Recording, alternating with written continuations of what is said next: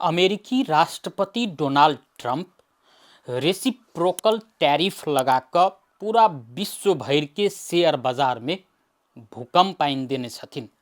एक किसिम से अर्थतंत्र में सेहो विश्व भर भूकंप आबयवला छै सेहो कहि सकै छी। ओना अमेरिकी राष्ट्रपति डोनाल्ड ट्रंप जखन ई रेसिप्रोकल टैरिफ नीति के घोषणा केलखिन तखन कहलखिन ई अमेरिका के लेल लिबरेशन डे छै, अर्थात स्वतंत्रता के दिन छै। अमेरिकी राष्ट्रपति डोनाल्ड ट्रंप तीन किसिम के टैरिफ के घोषणा केने छथिन। एकटा बेसिक लाइन टैरिफ, एकटा ऑटो टैरिफ आ एकटा डिस्काउंटेड रेसिप्रोकल टैरिफ। ई तीन किसिम के टैरिफ के घोषणा केने छथिन। बेसिक लाइन टैरिफ आ ऑटो टैरिफ अप्रैल 5 तारीख से लागू भ चुकल अछि त डिस्काउंटेड रेसिप्रोकल टैरिफ जे छै से अप्रैल 9 तारीख से लागू हेतै। ओना जे कहबै डिस्काउंटेड रेसिप्रोकल टैरिफ जै देश सब में लगाओल गेल अछि ओहि देश सब के अमेरिकी राष्ट्रपति डोनाल्ड ट्रंप व्यापार दुश्मन के संज्ञा देने छथिन। मुदा नेपाल ई व्यापार दुश्मन के सूची में नहीं पड़ैत अछि। व्यापार दुश्मन के सूची में अमेरिकी राष्ट्रपति ट्रंप के हिसाब से 57टा देश है, जाइमे से नेपाल के दूटा बड़का पड़ोसी देश भारत आ चीन सेहो पड़ैत अछि। मुदा नेपाल के जे बेसिक टैरिफ जे छै, बेसिक लाइन टैरिफ 10% के ओ बुझब पड़तै कमती में जे निर्यात करै छी सामान।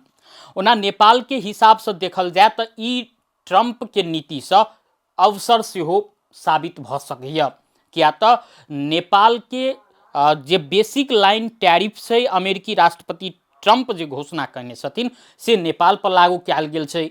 नेपाल अमेरिका के पश्मीना, गलैचा संगे लत्ता कपड़ा सहित के सामान सब निर्यात कैल करै छै।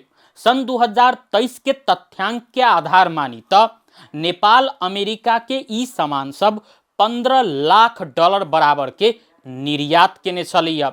अब अवसर केना साबित हेतै से कहै छी। जे देश सब ई सामान निर्यात करै छै अमेरिका में, ओ देश सब में अमेरिकी राष्ट्रपति ट्रंप उच्च टैरिफ लगौने छथिन। मुदा नेपाल के बेसिक लाइन टैरिफ लगौला कारण दोसर देश के यह सामान सब महग हेतै तो नेपाल के कनिक मात्रे महग हेतै, जाहि के फायदा नेपाल उठा सकैया, जाहि से नेपाल के अर्थतंत्र में सकारात्मक असर सेहो पड़त। मुदा नेपाल के लेल एकटा बाधा और छै, ओ छै भारत। भारत अमेरिका के 52% के टैरिफ लगबै छै, मुदा अमेरिका जे छै से भारत पर 26% के टैरिफ लगाकर भारत के सेहो झटका देने छै। यदि भारत के अर्थतंत्र कमजोर होइ छै तो नेपाल के जे सामान सब भारत होइत अमेरिका पहुँचे छै ओ सामान के निर्यात करऽ में असर पहुँच सकैया, जाहि के कारण नेपाल के वस्तु निर्यात में सेहो बड़का असर पड़े के संभावना छै।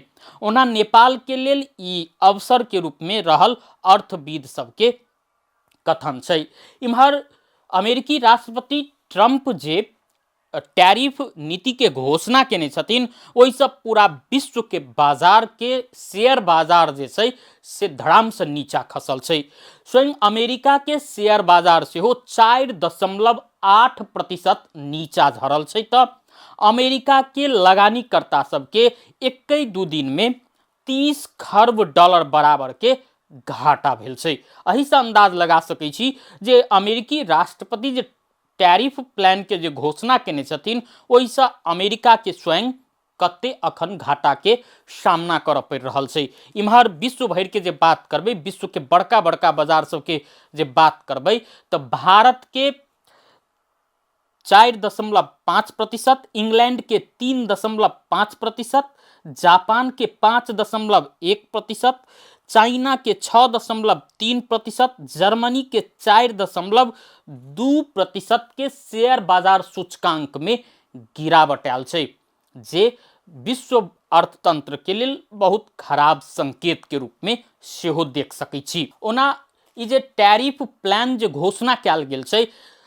ओहि के असर अमेरिका के अर्थतंत्र पर सेहो पड़ि सकैया। अमेरिकी राष्ट्रपति जखन ई टैरिफ प्लान के घोषणा केलखिन न, ओहि के बाद में अमेरिका में जे पहुँचऽ वाला सामान सब रहते, विदेश से जे वस्तु सब निर्यात भ क ओतऽ जे पहुँचतै, ओ सामान सबके मूल्य उच्च हेतै, जाहि के बाद में जे ओ सामान सब किनतै तऽ अमेरिकी सबके तलब जे छै से बढ़ि नहीं रहल छै, मुदा सामान जे महग हेतै तऽ अमेरिका में आर्थिक मंदी आबऽ के संभावना सेहो प्रबल रहल, ओतुका अर्थविद सबके आकलन छै, जाहि के बाद में पूरा विश्व के ओ आर्थिक मंदी के सामना सेहो करऽ पड़ि सकैया। एक किस्म से कही जे अमेरिका के ई जे टैरिफ प्लान छै, टैरिफ नीति जे छै, एहिसँ पूरा विश्व भरि आर्थिक युद्ध के संभावना सेहो बनि रहल छै। ओना अमेरिका ई टैरिफ प्लान के किया घोषणा केने छै, तेकर सबसे बड़का कारण जे छै से अमेरिका के होइत आयल व्यापार घाटा छै। अमेरिका प्रत्येक वर्ष 100 लाख करोड़ डॉलर से बेसी विश्व भरि से व्यापार घाटा सहैत आबि रहल छै, जाहिमे सबसे ज्यादा व्यापार घाटा जे छै से भारत आ चीन से बेहोरऽ पड़ै छै अमेरिका के व्यापार घाटा, किया तऽ चीन आ भारत बहुत बड़का बाजार छै विश्व भरि के लेल।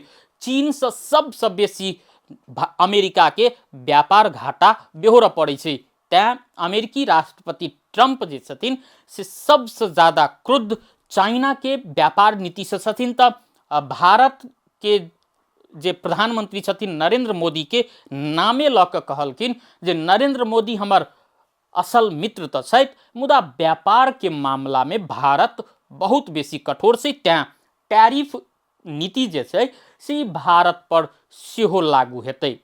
मुदा अमेरिका जे ई व्यापार घाटा के जे मेंटेन करऽ के पहिने प्रयास करै छलैया, हथियार बेच कऽ, तेल गैस सहित के सामान सब बेच कऽ, ओहिसँ जखन अमेरिका के अर्थतंत्र ऊपर नहीं उठलैया, अमेरिका में महगी तैयो बढ़ते गेलै, अमेरिका के अर्थतंत्र दिन दिन कमजोर होइत गेलै, व्यापार घाटा मेंटेन नहीं भेलिए, तऽ अंततः अमेरिकी राष्ट्रपति डोनाल्ड ट्रंप ई टैरिफ नीति घोषणा करऽ मजबूर भेल छथिन। जखन ओ शपथ ग्रहण लेने रहथिन, ओही दिन ओ बाजल रहथिन जे देश हमरा सब पर जतेक ई टैरिफ लगौतै, ओहि देश के ओतबे टैरिफ लगायब। मुदा अमेरिकी राष्ट्रपति ट्रंप अमेरिकी अर्थतंत्र धराशायी हैत से बात के बुझ कऽ 100% नहीं लगा कऽ जे देश जतेक टैरिफ लगबै छै ओहि के आधा टैरिफ लगाबऽ के घोषणा केने छथिन।